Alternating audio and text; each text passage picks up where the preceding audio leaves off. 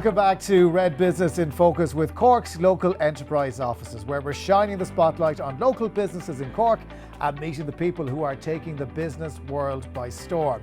This week we've William Nolan from Addaptiv in the hot seat. He's going to bring us through his business journey so far, explaining how his technology is solving problems for many industries. William, you are very welcome. Nice to meet you. Thanks very much for having me. We have met before as part of the Ignite programme. We're going to get to that in just a minute. But as always, we give people 30 seconds to explain what the business does. In your case, I'm really interested to see how you do, because it's kind of complicated. This could be tricky, yeah.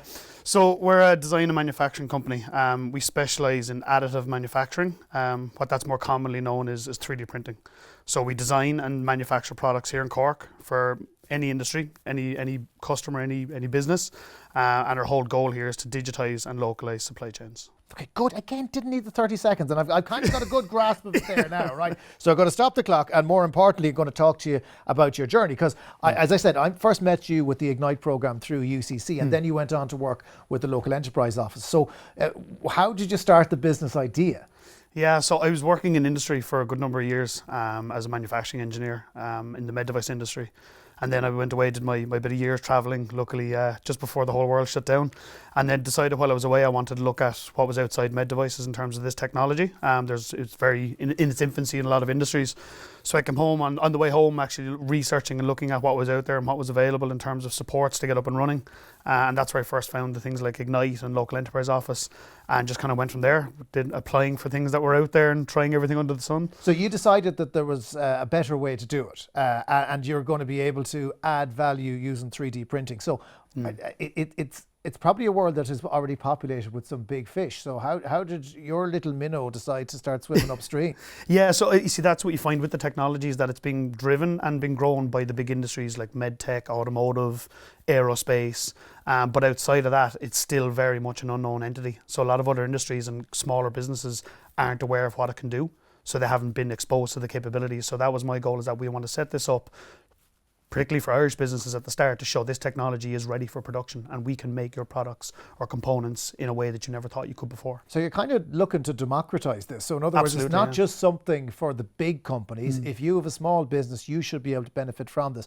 What's the practical application for this though? What kind of businesses can use this type of adaptive technology? Essentially anyone for the long and short of it. But what we're doing is we're looking at all industries in Ireland, particularly say pharma, medtech, industrial, automation, all of these indigenous companies, and particularly in the last 2 years, what we're focusing on is trying to localise their supply chains. And obviously with companies struggling to get products, be it plastic or metal components of any kind, like spare parts, consumables, fixtures, or if they're developing a product, typically they'll be sourcing these from a global supplier. So our goal here is that we'll design and develop them here in Ireland so they can get them locally, reduce lead times, reduce carbon footprint, reduce material waste with the machines that we use, and it essentially will benefit everyone in the long run. Look, my understanding of 3D printing, it's great. It can produce all sorts of things, but it can be costly and it's not great on scale. So is that something you're looking to overcome, to convince companies that they can do things on scale, that they don't necessarily have to wait for 6 to 8 weeks for it to arrive in a ship? That's it, exactly. And that point of it not being great at scale and volume this is where the technology is really starting to mature. So for example, if this was 5-10 years ago, the technology wouldn't be at a state in terms of commercial viability to allow businesses like me to scale it up, because it was still like the early days of computers where it's a massive system in a very enclosed room. There's only one in a university. Yeah, exactly. So now we're at the point where it's becoming more commercially viable, but the big problem there is there's still a huge knowledge gap. So people are still trying to learn what it can do and what materials they can do and how they design products, and that's where we really come in. So the machines we have set up now they're commercially available systems. They're not locked away in a room that only 1 or 2 people can get access to, but it's being able to use them in a production environment and knowing what to do to be able to scale it effectively. What can it do? I mean, I suppose, is there a limit to the potential here, or can you just see every business that's involved in manufacturing or involved in process that can use this type of adaptive 3D printing to make their lives better, to make the product for their consumer more attractive? That's it, and that's the whole point of this, is that it's actually transforming.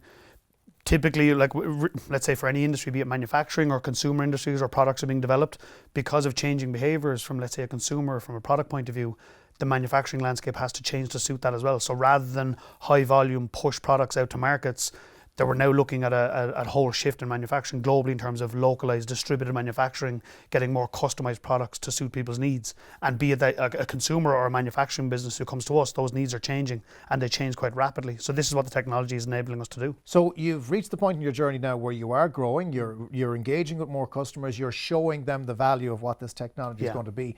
Where do you go next?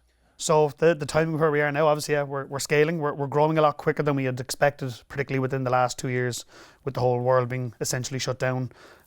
This allowed us to show a lot of companies what we could do in an environment where they probably wouldn't have chosen to look at us before. So now we're scaling now at the minute, and we're in a fundraising round now at the minute to try and raise some seed funding to allow us to scale our team with our current processes and our current manufacturing equipment, and then allow us to get into more advanced metal development as well. Okay, so really horizons unlimited. Unlimited, yeah. Yeah, so it's a brilliant example of the journey of, starting out in the university, then getting support from the local enterprise office, and now moving on to the seed funding. That's it, yeah. You're literally on the journey that so many others have done before. And for me, it's fantastic to look back, because I can even remember sitting in China on a train journey, plotting out on my iPad about I do this and this is here and this is available, kind of the perfect logical step that you'd have to make. And looking back now after making all those steps, it's fantastic to see that progress. William Nolan of Addaptiv Design and Manufacturing, thanks so much for joining us. Thanks very much for having me. Join us next week when we'll be chatting to Carol Feller of Stolen Stitches. That's a company that began in 2008 with a unique hand-knit design sold digitally. In 2017, they grew to include a new yarn line called Newa that was sold worldwide. She's going to bring us through her journey of growth. Looking forward to hearing that story. Join us next week for Red Business in Focus with Cork's local enterprise office.